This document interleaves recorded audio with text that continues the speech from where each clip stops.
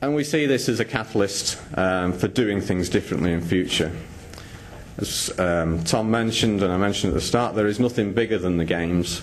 Nobody in my team, I suspect possibly in the ODA team, maybe they're the exception, has done anything like this before. And we're all going to learn an enormous amount through the process.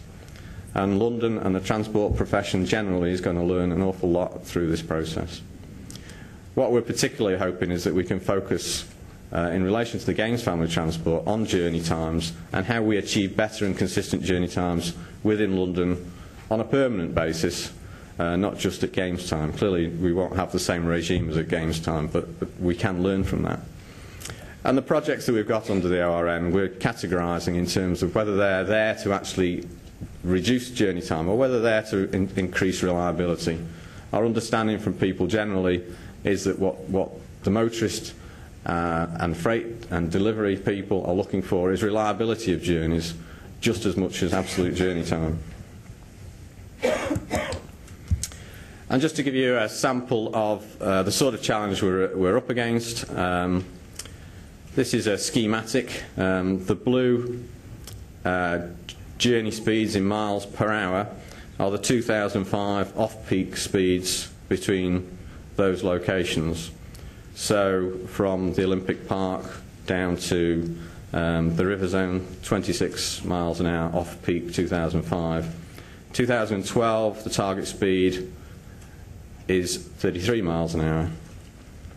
And that's going to take some significant effort to achieve and is a real challenge to the profession and to those working on this project.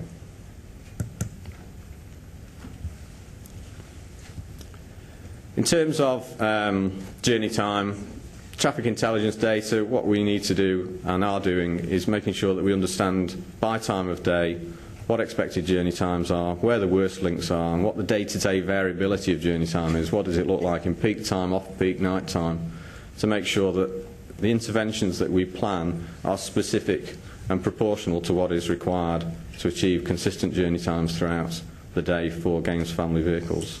And we're doing that through ANPR cameras predominantly, and there's a whole bank of cameras now that is connected together to ensure that we understand fully the ORN journey time situation currently, and we can monitor during Games time to know whether or not we've been successful.